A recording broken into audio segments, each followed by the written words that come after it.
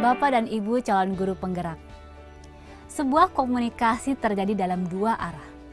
Satu sebagai penyampai makna, satu lagi sebagai penerima. Dalam proses coaching, peran kita sebagai penerima atau reseptor sangat memainkan peranan penting. Sebelum kita mempraktekkan teknik coaching, kita perlu memahami terlebih dahulu makna yang mendalam dari mendengarkan aktif. Bagaimana rasanya ketika sedang berbicara dengan rekan, namun rekan Anda memotong pembicaraan dengan permasalahannya sendiri? Atau ketika kita sedang menceritakan masalah kita, rekan kita malah melihat keluar jendela dan tidak memperhatikan kita. Malahan dia sambil bersenandung kecil. Pastinya perasaan ini membuat kita tidak diterima dan tidak dihargai.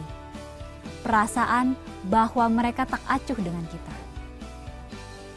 Bapak Ibu calon guru penggerak, coba kita lebih mendalami makna sebuah proses mendengarkan. Mari kita mendalami perbedaan mendengar dan mendengarkan. Pak Rudi, apa yang dimaksud dengan mendengar? Mendengar adalah sebuah kemampuan untuk menerima suara. Mendengar merupakan kegiatan pasif di mana syaraf pendengaran kita berespon langsung terhadap stimuli eksternal. Lalu Pak, apa bedanya dengan mendengarkan? Mendengarkan merupakan proses yang berbeda dengan mendengar. Mendengarkan merupakan proses aktivasi syaraf pendengaran yang dilakukan dengan sadar dan bertujuan. Mendengarkan berarti memberikan perhatian bukan hanya pada cerita, tetapi juga bagaimana cerita itu disampaikan. Memperhatikan pesan verbal ataupun non-verbal. Mendengarkan memerlukan sebuah konsentrasi. Dapat kita bedakan sekarang bahwa mendengar tidak sama dengan mendengarkan.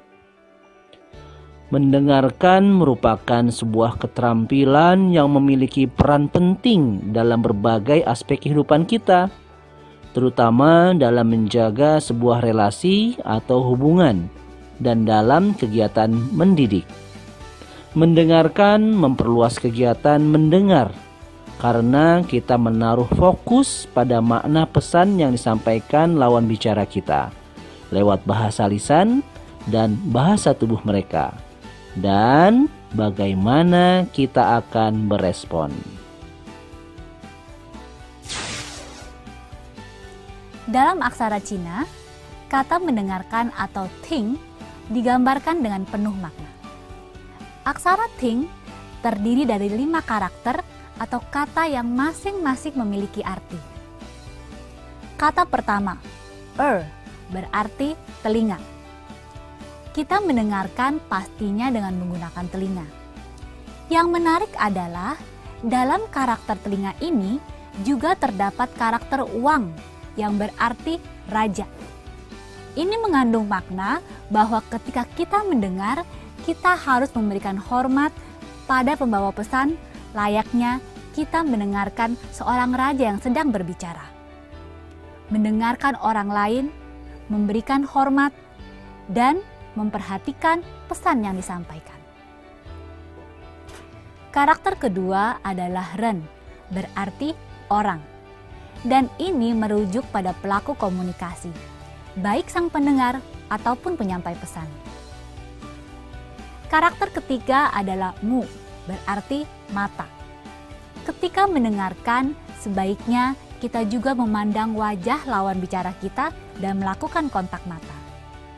Saat mendengarkan, kita perlu untuk menaruh fokus pada lawan bicara kita dan juga pesan yang disampaikan. Karakter selanjutnya adalah sin, berarti hati. Mendengarkan dengan sebuah niat, sebuah kesungguhan hati untuk melakukan komunikasi dan membantu lawan bicara kita. Dengan 4 karakter ini, telinga, orang, mata, dan hati sudah menjadikan kita sebagai pendengar yang baik. karena kita berfokus pada isi pesan dan makna dari setiap pesan yang disampaikan. Namun, ada satu karakter lagi yang akan melengkapi kata think ini. Satu guratan horizontal, yi, yang berarti yang esa. Pada kebudayaan Cina kuno, keesaan diibaratkan langit dan bumi yang merepresentasikan Tuhan atau otoritas tertinggi, suatu yang baik dan penuh. Hal ini berarti ketika kita mendengarkan, kita diharapkan untuk membawa kebaikan dan mendengarkan hal baik. Ya, mendengarkan adalah sebuah proses yang memerlukan keutuhan diri. Dari penjelasan tersebut, dapat kita simpulkan bahwa mendengarkan adalah bagian dari sebuah proses komunikasi yang akan membangun relasi kita dengan orang lain. Karenanya, kita perlu fokus mendengarkan lawan bicara kita. Mendengarkan aktif memerlukan komitmen diri untuk kita melatihnya, sehingga kita mampu menjadi seorang komunikator yang memberdayakan.